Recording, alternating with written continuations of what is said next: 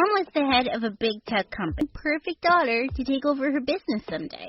So when I was born, she held me close and said, "Oh my God, she's so pretty. I'm the luckiest mom in the world." She was so happy that she gifted cars to all her employees. But a few months later, she discovered something that turned her love into hatred for me. I was diagnosed with a medical condition called alopecia universalis congenita. I could never grow a hair on my body, not even my head. Mom went ballistic when she learned this. "This girl's a freak. She can't be my daughter." She even took back the cars she gifted to her employees and wanted me to stay out of her sight. But Dad left his job to stay home with me full-time, and he completely adored me. When I was turning 4, I asked Dad to throw me a Mickey Mouse-themed birthday party. "Honey, your mom will go nuts if I suggest this." "But Dad, she'll go nuts only if she finds out. We can have the party when she's away." After a week, Mom did leave for a business trip, and Dad arranged for the best party ever. Just as I was about to blow the candles, Mom barged in. "So you were just waiting for me to leave, huh?" She swept the cake off the table and sent it flying into the wall. "What's there to celebrate about her? She can't even grow eyelashes." Well, how was that my fault? Later that night, I snuck cat poop from the litter into all her designer shoes. Her screams the next day made me dance with joy. But then she did something that really crossed the line. One day, when I was 5, I saw a long line of people standing outside, each one with a girl my age. When I ran to my parents and told them, Mom got up from the table. "Oh, good. The adoption people are here." "What adoption? What are you talking about?" "I contacted different adoption agencies to bring me the best girls. I need a daughter with hair to represent my company one day." I stared at her and blinked away angry tears. But Dad really lost it. He threatened to leave Mom if she didn't send all those people away instantly. Reluctantly, she did, but the whole thing made me so mad. I ran to my room and broke the frame that had a picture of Mom holding me as a baby. When I turned 6, I was all excited to finally join school, but of course, Mom threw a tantrum. "She's not going anywhere looking like that. I have a reputation to maintain." "Fine, Mom. I won't be going out looking like that."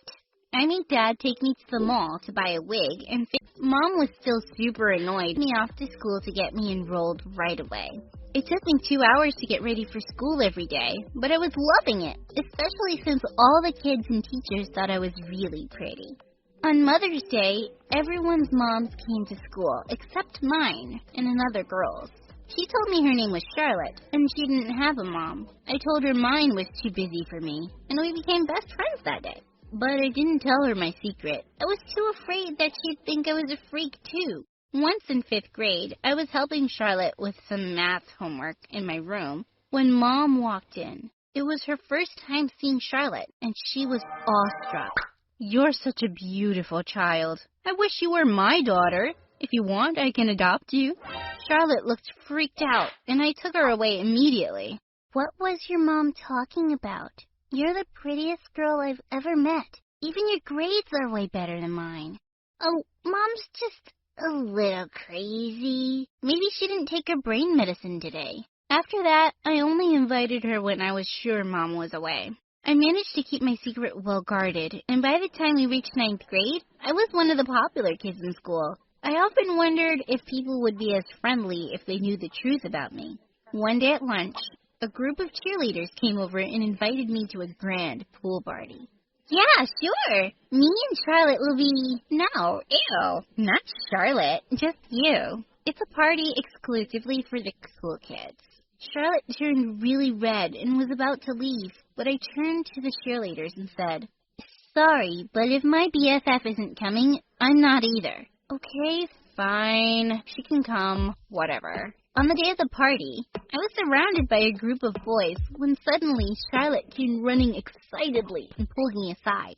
"You remember I told you about my crush? That new boy in my French class? He's here." "How do I look?" "OMG, he's coming this way, Grace." He's coming to talk to me. What do I say? Before I could think of a reply, the boy was already standing beside us. But instead of talking to Charlotte, he turned to me. Hey, I'm Daniel. You're Grace, right? I've seen you around school a lot, and I think you're really pretty. Would you like to dance with me? I wanted the ground to open up and swallow me.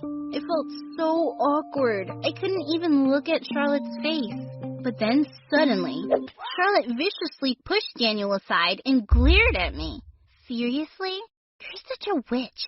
You're not even perfect, so stop acting like you are. Yeah, your mom told me your little secret a long time ago. And with that, to the pool. As I sputtered and wig had come off and was floating next to me, I touched my face to see streaks of makeup on my fingers. And then I saw everyone standing frozen in their spots, staring at me. OMG, she has no hair. What a weirdo. Look at her. She looks like Voldemort with a nose. Oh, really? How about I punch your face and turn you into Voldemort without the nose? Daniel pushed those jerks aside and jumped into the water to help me out. Are you okay? I felt shocked and humiliated. As my eyes met Charlotte's, I saw complete hatred on her face. She turned around and walked away. I burst into tears and ran away from there. I couldn't believe my best friend would do this to me. When I got home, I locked myself inside my room. For days, I didn't step out. I didn't know how I would face anyone in school again. One night, Dad knocked on my door and sat down next to me. Sweetheart, you can't hide forever. You have to go back to school. You didn't see the looks on their faces or hear the things they were saying about me. I'm a freak, Dad. Mom was right all along. No, she's not. You're beautiful. And more importantly, you're smart and kind. I'm sure your classmates were just surprised to see you that way. Trust me, when you get back, it won't make any difference to those kids who've always admired you. Well, I made a big mistake of trusting Dad, and it turns out he doesn't know the first thing about high school. My popularity had tanked to rock bottom. I could hear everyone whispering and snickering behind my back. No one was inviting me to any parties anymore. One day, I walked to my locker to find a poster of E.T. stuck to it with the words, "Go back to your planet, Grace." And Charlotte, well, she had some newfound confidence after being a complete snake. She was wearing new clothes and shoes every day and had a flock of girls around her.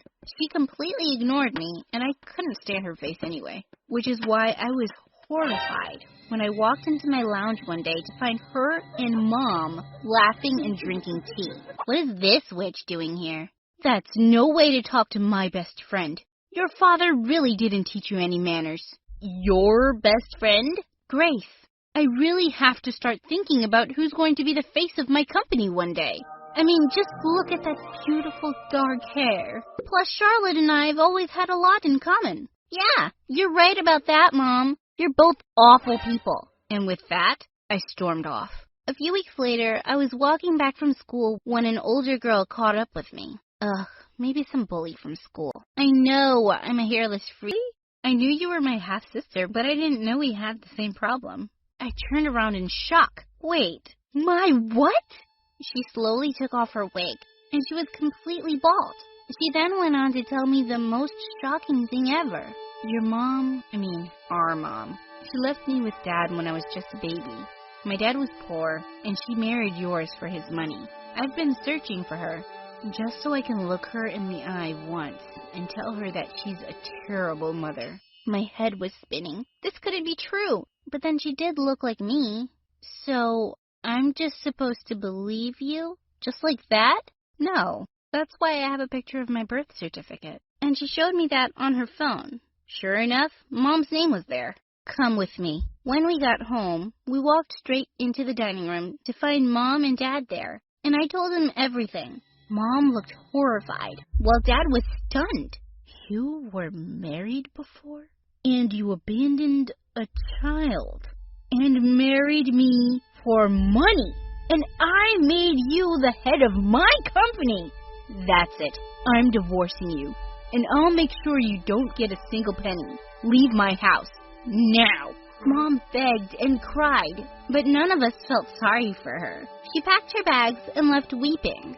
Just as she was driving out, Charlotte turned up, but Mom didn't even bother to stop for her. She's gone for good, Charlotte, and she doesn't care about you. You should go too. Charlotte suddenly turned to me with a desperate face. Please, forgive me, Grace. You're the only friend I've ever had. I'm really sorry for what I did. I just got jealous of how perfect you always were. All my hurt and anger bubbled over. Perfect? Do you think my life has been perfect with this condition? My own mom has always hated me. I didn't tell you, my best friend, because I thought you might reject me too. But you did something even worse. You betrayed me. Just leave my life. She turned around and left crying, and I never saw her again. That's because I decided to transfer to a new high school. I needed a fresh start. My half-sister Bella and I kept in touch after she left, and we grew quite close. That year on Christmas, she invited me and Dad for a family dinner. When I got there, I was shocked to see Bella walking around and greeting all the guests without a wig. And I had to admit, she looked really good. A little girl came up to me and said, Are you my cousin Bella's sister? Are you special like her? I smiled. Yes, I am. But I didn't feel the need to from anyone, really. Oh, and about Daniel? We're dating, and I go out without my wig sometimes. And he loves me the way I am. And I love my I am.